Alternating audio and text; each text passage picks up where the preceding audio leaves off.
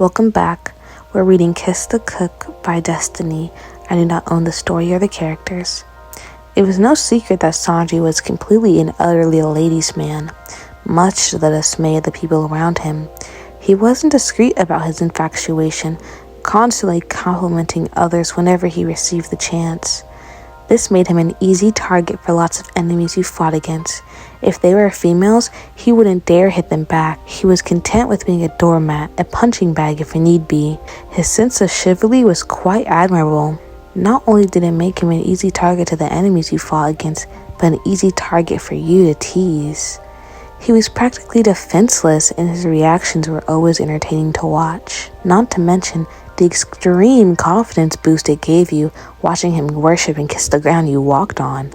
You weren't stupid, and it was obvious to see that he did it the most over you. There was a time where he had a near-death experience when you decided to dress up. You weren't stupid, and it was obvious he was most infatuated with you. There was a time where he had a near-death experience when you decided to dress up. The amount of blood he's lost after seeing you was completely astronomical, and Chopper was terrified to have you within Sanji's sights for days. Now, here you were, beside Sanji in the kitchen as he hummed quietly to himself. He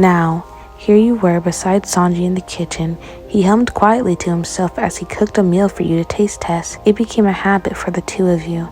He would make food, you would taste test his new dishes during the night. Strings of moonlight swept through the kitchen windows, illuminating what little there was to be seen in such a quiet, peaceful place.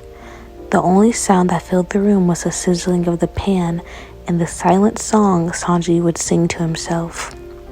"I'm done," Sanji said, holding a plate proudly. It looked to be perfectly seasoned fish. The delicious aroma could rival the smell of his cigarettes that wafted in the air, both fighting to be the most prominent smell in the room. "That looks good," you muttered in amazement. Your stomach rumbled. Have you really been this hungry? It seems like your body has completely forgotten about the lack of nutrition. "I'm glad you think so. I made it just for your taste, mademoiselle," Sanji proclaimed, setting the plate down on the table. "Tell me, what do you think?" He looked like a puppy, asking his owners for treats as he watched you pick up the fork and take a bite of one of the slices of fish. The flavors mixed perfectly in your mouth. You couldn't help but moan of joy and excitement when you tasted it. This truly was created for your taste. He'd done his research. "Sanji, this is amazing," you exclaimed with a smile, and he could feel his heart swell from that alone. You think so?" Sanji asked, taking a seat in the chair across from you. "These dishes could wait. You could not." "Yup, try it."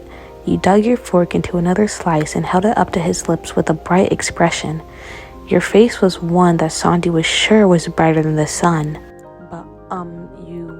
He choked on his words. His eyes were on the fork that you used to try his dish. His cheeks turned a dark shade of red, and you can't recall a time where he was this shy. You reveled in it. This was starkly different to his usual reaction.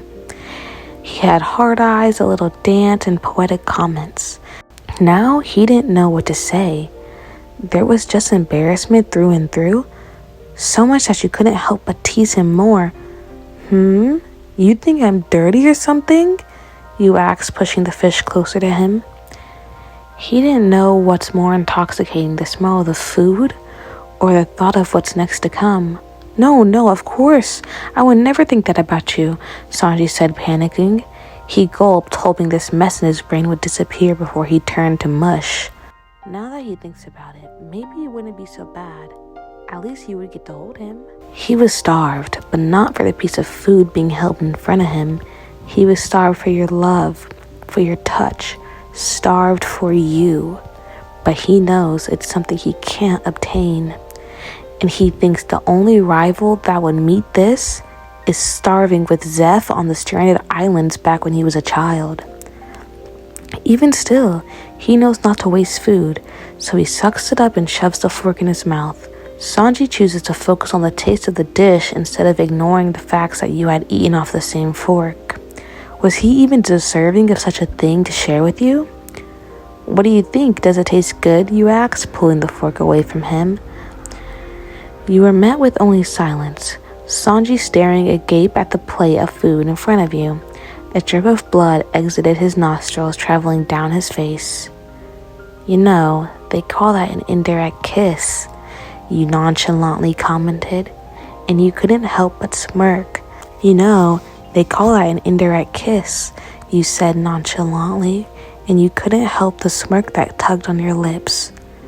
Were you trying to kill him? More blood this time, intensely shot out of his nose, a dangerous and alarming amount. Your eyes widened because of this.